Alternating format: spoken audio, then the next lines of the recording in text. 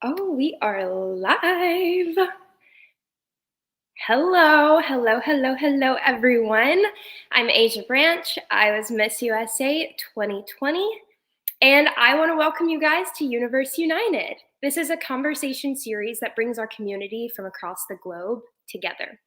We're here today to honor our beloved friend and sister, Cheslie Kryst, to remember and celebrate who she was, all that she stood for, and her passions.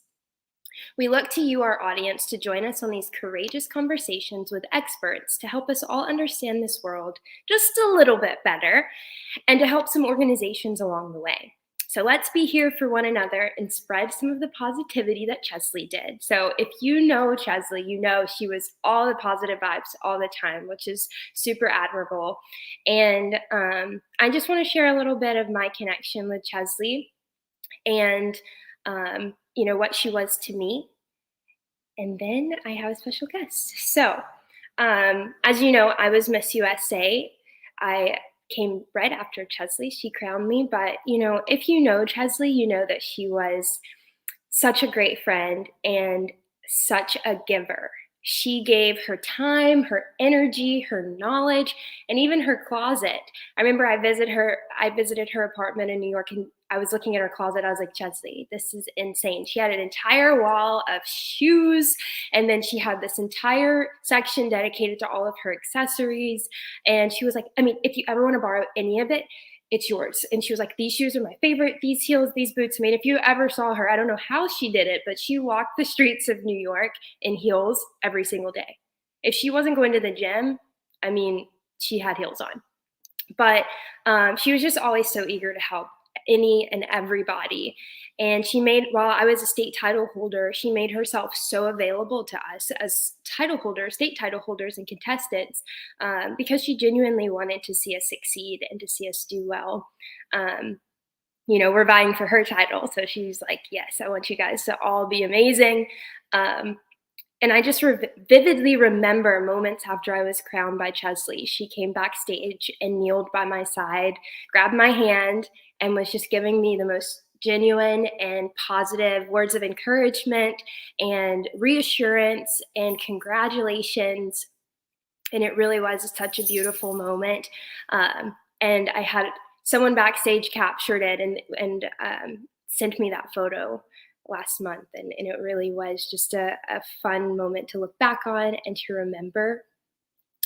And then not even 10 minutes later, she was interviewing me for Extra TV. And later that week, as I was settling into the apartment in New York, she stopped by and to check in and to induct me into the Pizza Friday Club. If you don't know anything about Pizza Fridays, that started during lockdown, during the pandemic, where Zosie and Chesley would have pizza on Friday. They would order pizza and have just girl chat and just really enjoy each other's company in that time when you couldn't really go anywhere. So that was really sweet that they invited me to be a part of that club. And so we did several Pizza Fridays before Zosie passed on her title. So that was really sweet to be a part of that. So I got inducted to the Pizza Friday Club shortly after moving to New York. And, but, there wasn't a thing that I couldn't call Chesley about. She was there any time of the day, anytime you needed her. And she just really became like a big sister to me when I moved to the city. So I remember she insisted on taking me to dinner to welcome me to New York.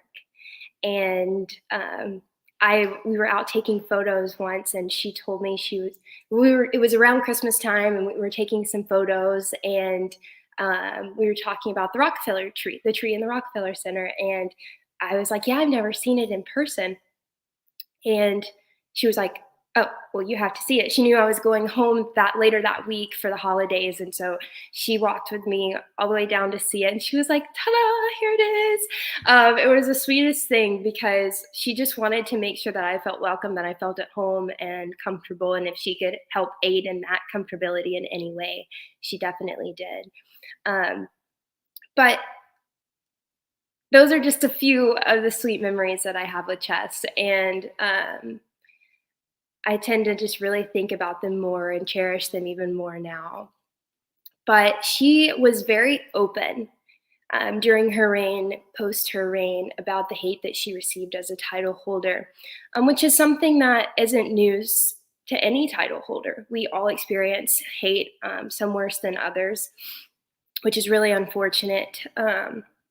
But she and I connected on that. We talked about the hateful things that we received as title holders. And, people don't really see all of that. We try to keep things light and positive, but Chesley was one to clap back.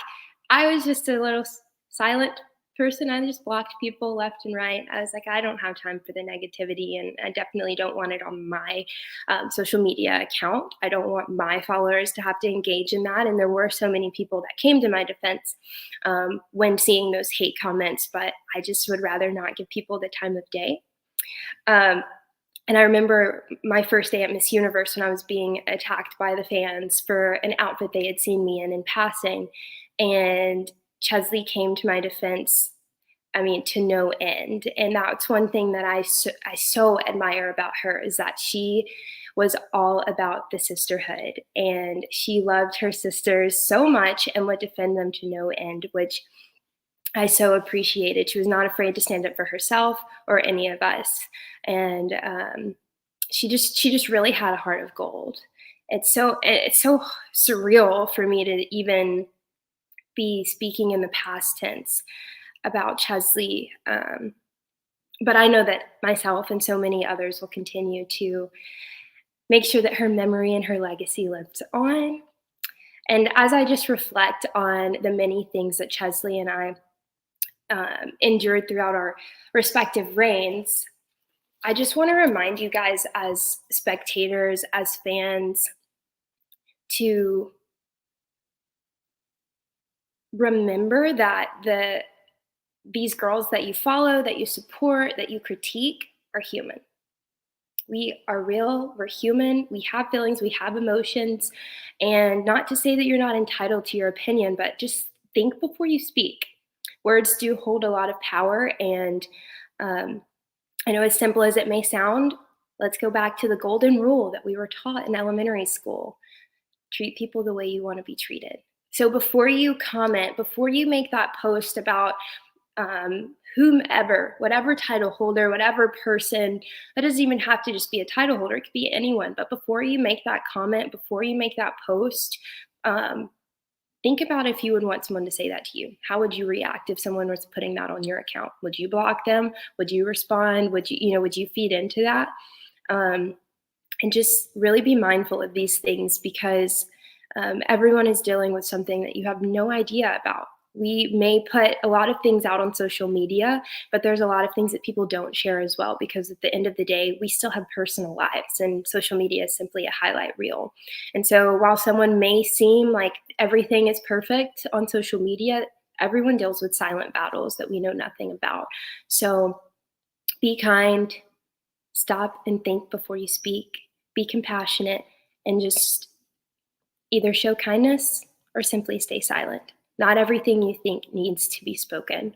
You're entitled to your opinions, but at the end of the day, do they really always need to be shared? So it's just something to think about, and to think about how it affects people, because everyone deals with something. And I think that our mental health is vital, and these things definitely play a role in our mental health. So try to be mindful of that, try to be kind, try to be compassionate, and truly care about and think about how it may affect the person that you're sharing this information with. So anywho, that's just my take on it. I've struggled with mental health in the past, and I do have a few coping mechanisms that I use to keep me grounded and to keep me in a positive mindset and pushing forward. And those are, everyone deals with different things. So just be mindful of that. And then if you know that someone is struggling, reach out and help them, or give them the resources that they need, or simply just let them know that you're there. Simply having a listening ear can make a world of a difference. So now I I worked throughout my year and throughout many years in the past with children of incarcerated parents. And you all know Chesley as a lawyer. And so she and I have that small little tie to the justice system in different ways, but we both have worked within the same field. And so I really just wanted to introduce to you guys and join in on this conversation someone that was also quite close to Chesley. Brittany Barnett is a best-selling author, attorney, entrepreneur, and co-founder of the Buried Alive Project, which is a national nonprofit that works to provide legal representation to free people serving life without parole sentences in federal prison, handed down under outdated federal drug laws. And I'm excited to be able to speak with Brittany today and to bring her in on this conversation because she, has this tie with Cheslie and has also worked within the justice system. So hello, Brittany. Thank you. Hi, Asia. How are you? I'm so well. How are you? I'm great. Well, thank you so much for joining. And as we know, this conversation is centered around Chesley as well as criminal justice. So I would like for you to share with everyone how you met Chesley. Yeah, so I met Chesley a few years ago. I started out my career as a corporate lawyer, but I was always just really passionate about transforming the criminal legal system in this country. My mother was incarcerated, and just really that situation as a whole brought me very proximate to this issue of mass incarceration, how it devastates families and entire communities. And during that time, I really did a lot of pro bono work as a corporate lawyer, but it got to the point where I decided to resign. I decided to leap from the comfort of the corporate desk and truly follow my passion for this issue. And so coming from the corporate world into this space, I didn't have a lot of contacts in different states. I was doing federal work, so our work is across the country. And so when I started the Buried Alive Project, part of our goal too, since we were taking cases across the country, was to ensure we had relationships with lawyers in other states for when we had cases in these areas. And I across the country, I had a case in North Carolina, but in order for me to practice in that state, I had to have a local lawyer to sponsor me, if you will. And I didn't know anyone at all. And so I sent an email out to a friend of mine in Dallas who sent an email out to this huge listserv she was a part of, like, hey, my friend Brittany needs co-counsel in North Carolina on this federal drug case. And Chesley was the first person to volunteer. She knew next to nothing about the case, but she knew that this was something that she was passionate about. She knew I was another Black lawyer who needed help, and she was going to help. And that's how we met, through this mutual friend, with me needing help and support in North Carolina on a case of a man named Alfred Rivera, who was at the time serving his 18th year of a life without parole sentence for a federal drug offense for very small quantities of drugs. His situation was just epitomizes the need to transform these federal drug laws as a whole. And in Alfred's case, he's from North Carolina, but he'd had, a childhood with trauma and experiences no child in America should have to endure. But he had also been falsely accused and convicted before the federal drug case of a double homicide, and was on death row for a few years and exonerated. And then he catches this new case of a life without parole sentence. But during his time in prison, he had worked to really just had tremendous strides at rehabilitation, really working to right his wrongs. And Chesley and I linked arms. We co-counseled on the case. And I'm just so happy to report that Alfred Rivera is free today, and so it really just shows Chesley's impact. She didn't know me. She didn't know much about this case. A lot of lawyers, they want to see all the details before they put their name on anything. But she volunteered to help, and she learned along the way, as I was learning along the way. And it saved someone's life, literally save someone's life.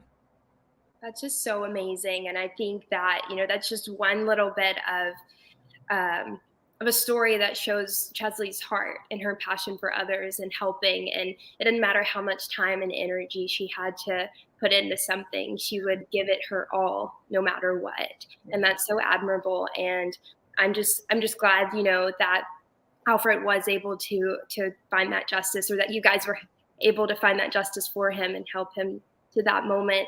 I did watch a video of him reuniting with his children, which is truly so emotional. And, I can relate to that on a personal level. I have that same video reuniting with my father. So it just really does make a difference, not only in his life, but his family's life as well. So I'm sure he's extremely grateful to you guys for giving him that freedom and helping him find that justice.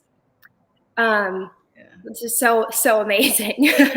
Thank you. It really is an issue that needs a lot more attention. And when Chesley and I started working on this case, she wasn't Miss USA at the time. That competition hadn't happened yet. I didn't even know she was doing pageants, honestly, until I was in Miami on another case and I saw it on TV. It was something she never mentioned, she never brought up in the work, and as our relationship grew and as we got closer as friends, I learned a lot more about it. But that's just how she was. She knew this was important work no matter what.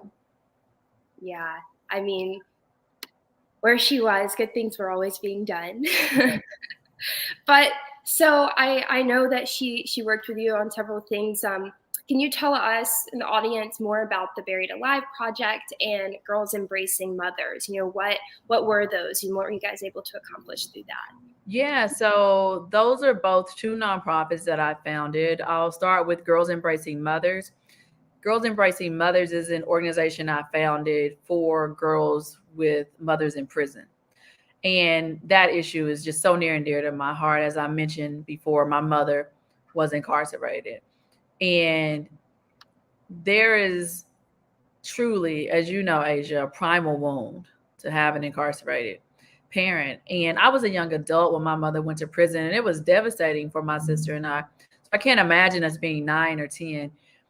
And I knew that even though I was a young adult, what I had in common with younger girls I would see in the prison visit rooms with their mom was that we loved our mamas. And that love was unconditional. And so I founded Girls Embracing Mothers to really empower women and girls impacted by maternal incarceration to lead successful lives with vision, and purpose, and to really use our stumbling blocks as stepping stones for a brighter tomorrow. And through that organization, for the past 9 years now, we've partnered with Texas Women's Prisons, and we provide monthly visits between daughters and their incarcerated mothers. We also have an annual summer camp every summer. We're gearing up for that in June. For our girls, this will be our 5th annual summer camp. And there's just something about when you have an incarcerated parent of being in shared space with people with shared lived experience. The stigma is gone. We're able to shift the narrative. We're able to build deep bonds with each other. And it's just a remarkable time. The Buried Alive Project is another nonprofit organization that I co-founded, where, as you mentioned, that's where Chesley helped volunteer. We work to get people free. We work to really dismantle these life without parole sentences on the federal level through transformative litigation, legislation, but most importantly, Asia, humanization. We really work to center the human element so that people can see the heartbeats behind the numbers, to know that the people we are supporting, the people we help free are mothers and fathers and sisters and brothers and have family, and we know that there are consequences for our actions, but we are arguing that that consequence should not be spending the rest of your natural life in prison for these drug offenses. And so through the Buried Alive Project, one of the things that really just warms my heart every time I think about how we came to be, I co-founded the Buried Alive Project with Sharonda Jones and Corey Jacobs, 2 of my clients who were serving life sentences and who, through clemency, I represented them in their efforts for clemency, and they were both granted their freedom from President Barack Obama. but they knew, even with their freedom and this new life ahead of them, that they had left behind so many people who were just as deserving of freedom as they were. And they felt a survivor's remorse, if you will. And so we linked arms, to reach back to pull people out who are buried alive under these draconian, just truly unjust sentences. Wow. That's so impactful and so amazing. And I just love that you were able to bring in clients, to be a part of it, which is so amazing. And I relating back to your girls embracing mothers and the dehumanization, Mhm. I was able to spend time the last 6 months of my reign working with different organizations and children's camps that focus solely on children of incarcerated parents. And being with people that share that common bond, like you mentioned, it erases that stigma and you're able to actually feel a sense of belonging and a sense of peace and not have that judgment there of people concerned about, oh, well, what did your parent do, and all of the things, all the questions that people want to ask that you just kind of want to escape from. You just want to feel human. You want that moment of just being, and not having to worry about all of those things. And so, my father was arrested when I was 10 years old, and those are some of the most impactful and judgmental years of your youth. And it was extremely hard going through school. And I just wish that I would have had organizations or clubs or groups to go to have that common bond with someone. So that's something I really struggled with. But going through my summer tour as Miss USA with all of these wonderful groups and children's camps really opened my eyes. And I made sure that these kids understood like how much of an impact and how wonderful of a thing these organizations are and how they really can make a difference in their development and the trajectory of their futures.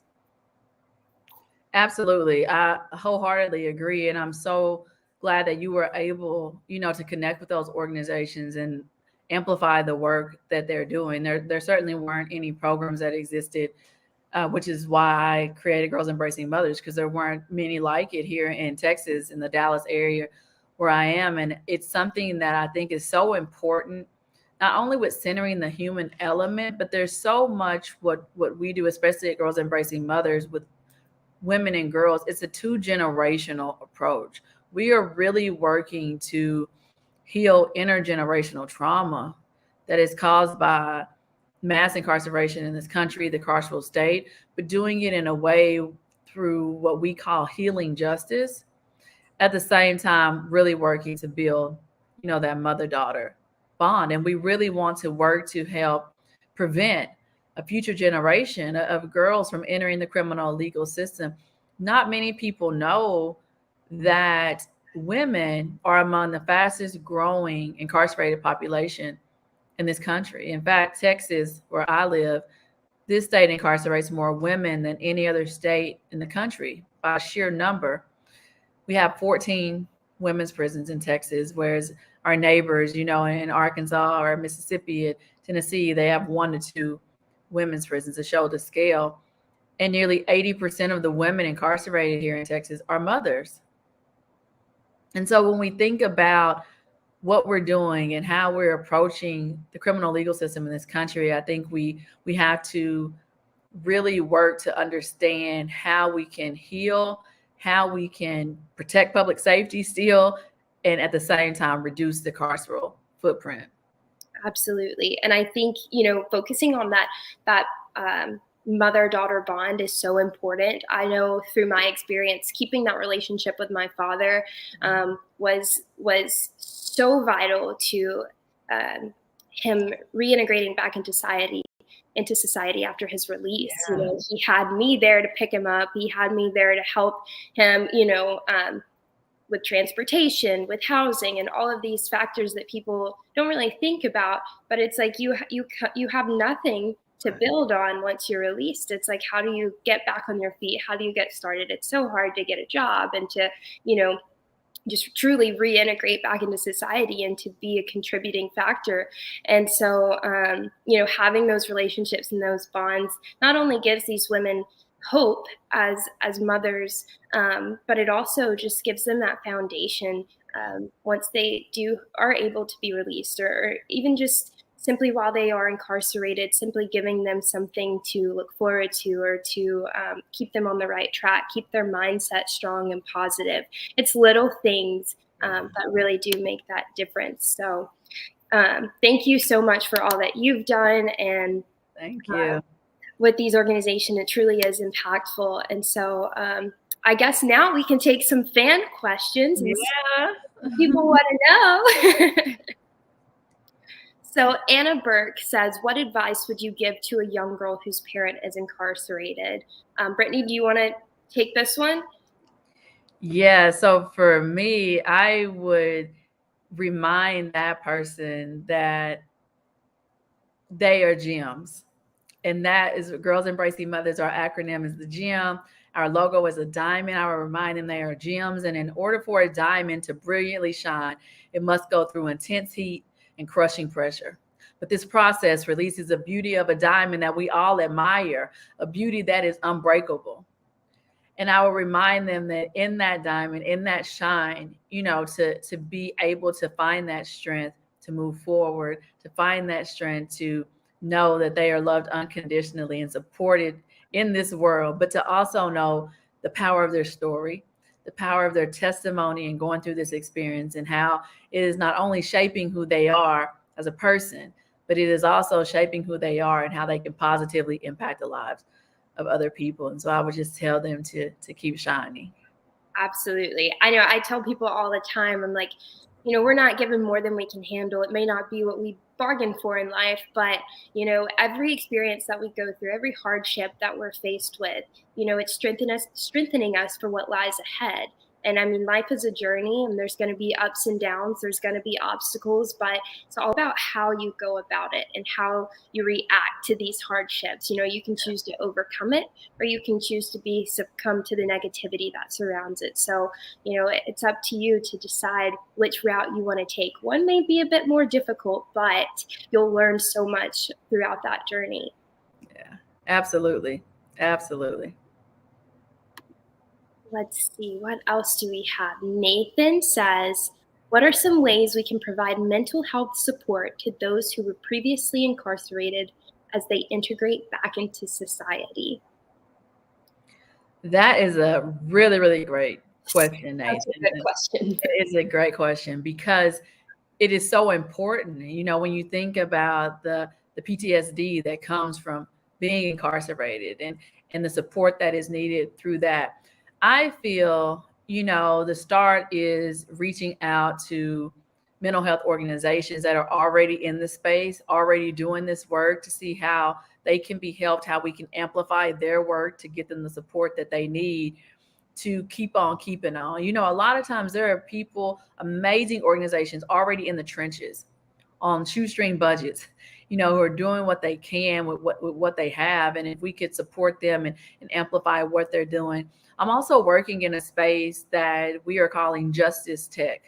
And in this justice tech space, I'm working with an organization, a tech startup founder who's creating a mental health app that is focused on formerly incarcerated people. And one of the most important spaces I feel is building community with them, with each other, so that they are put in positions to lead and help other formerly incarcerated people as they are coming out. I love, through the work that we do with Girls Embracing Mothers and the Buried Alive Project, we have to ensure that directly impacted people are centered and are leading the way in any movement and any work surrounding them. And so one of the best ways to support and help provide mental health support is to build community with other formerly incarcerated people to see what their expert advice would be, how they were able to overcome challenges, so we can use that as best practices in our work going forward. Absolutely. I think that you hit the nail right on the head. There are people already doing this work, and I think that if we just find those resources and connect them with the right people, that it really does make the difference. And everyone's experience is different. Everyone has dealt with their incarceration in different ways, and everyone has different mental capacities. So it has to be kind of tailored to each particular person and their needs, but just leading them in the right direction. And I think that's one of the things that we can do in so many different aspects, is just pointing people in the right direction to get the help that they need, because so many people are unaware of resources that are out there to help them. And so just raising that awareness and helping them get the help that they need. Yeah. Joel Sabin says, how do you describe Chesley as a close friend? Oh, well, Chesley crowned me as Miss USA, and I had met her briefly before the competition, and she truly is a light, and she's someone that people just really gravitate towards, because not only does she take over a room, it's her presence. I mean, she had huge hair that filled a lot of space as well, but her energy is just unmatched. And I think that's why people gravitate towards her, because she was always just so encouraging, so uplifting, and she was ready to embrace you with as much love and support as she possibly could. And I have so many fond memories with her, of her just being that light in my life and that voice of constant encouragement. And even when I doubted myself, she was just like, no, you deserve to be here. And, a lot of the times the negativity that the people throw out there on social media, and that we see it, even if we're trying not to acknowledge it, it's still there in the back of your mind once you read it or hear it. And she helped me to push past all of that and just embrace who I was, and be confident and strong in that. And so I looked at Chesley as a big sister. She was always there to answer any of my questions, take me to dinner, to just have girl chat and just check in on me. And so I just, will always see her as being that close friend and that big sister. Yeah, same for me. Chesley is the brightest light. She epitomizes grace. She's just a beloved person, a cherished soul. And that infectious laugh, is just, she'll be deeply missed for sure. One of the things with Chesley describing as a close friend, I think as we talk about mental health as it relates to Black women, as it relates to people of color, it's also about building community. I've used this word a lot throughout this talk today, but sometimes because we are working so hard, or because we are maybe feeling the imposter syndrome, that Asia just mentioned, we have to understand and realize that we belong. But sometimes that can silo us as well, where we feel like we're on our own and we have to do it ourselves, and we don't want to reach out to our sister because we feel they may be too busy, and we don't feel we want to bother anyone or need the support. But Chesley was just that for everyone. She had a way of making everyone feel like they were the most important person in her life, And I was in New York recently in November to give a TED Talk at TED headquarters. One of my dreams for years has been to be able to give a TED Talk, and then I'm on the stage in New York.